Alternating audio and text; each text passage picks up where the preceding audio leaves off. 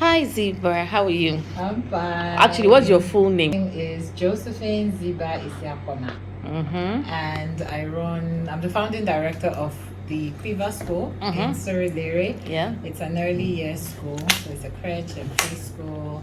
I love 0 to 5 children. And what's the beauty of running a school? Okay.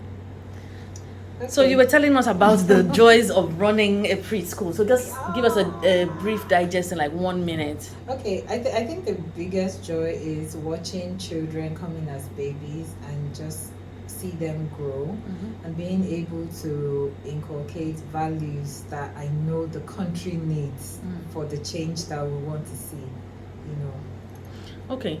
So on your day-to-day things, what are the things that you really like doing? And would you encourage more people to open schools in Nigeria? Yeah, so I'll start by saying yes, do open schools. Open schools, if you really want to do it, go ahead, open it up. It takes a lot of grace, but it's fulfilling. So day to day, I love circle time with them because we get to talk about news flash, where they all get to share what's going on in their homes. Sometimes I get to hear family secrets and stuff. Yeah. It's exciting. It's really exciting. What else? We, just engaging the children. In our setting, we always teach in very creative ways. It's not just sit at a desk and all of that. We learn through play, so we're intentional about the kinds of activities that we put out with them. So they're having fun and learning. I'm having fun, and like I always say, when you teach, you learn twice. So I'm having fun teaching, learning again, unlearning, relearning. With each child, it's a different ball game, but it's a lot of fun and it's very fulfilling. Cool. So I know that you're here on a mission. What exactly brings you here today? Yeah. What's the big mission? So there's always the side that's passion for the job, but the reality is that it's a business at the end of the day. It's a business, and like every big business, you have to put some structure to things. All the gears need to be in the right places so that when the wheels are turning, everything is moving very smoothly, whether or not you're there. So I'm here because I need to put some structure around my business. So I want to put some structure around the business so that it can run smoothly whether or not I am there. I want a structure that will not just grow the business but also grow the people that are working in the business. That's really the main reason why I'm here. Growth for the business, growth for the people, and that would ultimately translate into growth for the children and the families that we have. And have you been able to get some traction today? Absolutely, quite a lot of traction.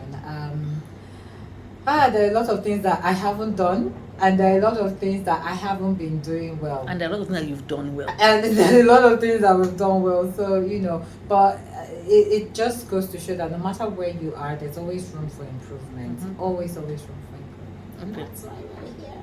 So can you give us 1 or 2 snippets of what RonkePosh has been able to share with you today? You can't run a business with sentiments or emotions. So that's probably my biggest takeaway. So you're a bit softy. Yes, cushy. I'm a softy. But I've been a softy because I feel I didn't know what I was doing half the time. But now I know the way to go. It's like I've been groping around in the dark. But now there's light. But is RonkePosh not a softie too? Yes, exactly, because you're a softie, but life is about balance. Yeah. And I think that's why I am here with you, because I know you'll be able to strike the balance. So there was one thing I shared, which I'm not going to put out there, that you felt, oh, that's a bit too harsh. But life is about balance. And that's why when iron sharpeneth iron. So what will be your final words for people that are in this business, knowing that times are really challenging for everybody, so schools are not excluded? What will be your final words from what you've taken away today and just generally? I'll start with saying follow who no road. Follow who no road, though. Who no road with this our economy, with the dollar rates? Who actually knows road now? There are some people, and so you find your tribe. You find who you know vibes with your values and has done what you want to do twice. Yeah, sure. And that's one of the reasons why I'm here. So follow Who Know Road, because it's time for us to innovate. All over the world, there's an economic crisis right now all over the world. So it really even for those that are jackpotting. Yeah, so it really doesn't matter where you are. Absolutely. So if you are here in Nigeria, meet with people that would help you grow, that will help you innovate, do better, be better, and just constantly grow yourself. Have a growth mindset. Continuous improvement is what I think is key. Good. And any recommendations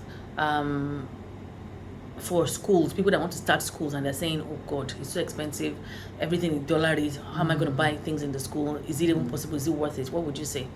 True. So this is a tough one because the reality is there's a certain standard that you may want to start with, but I would still say start where you are.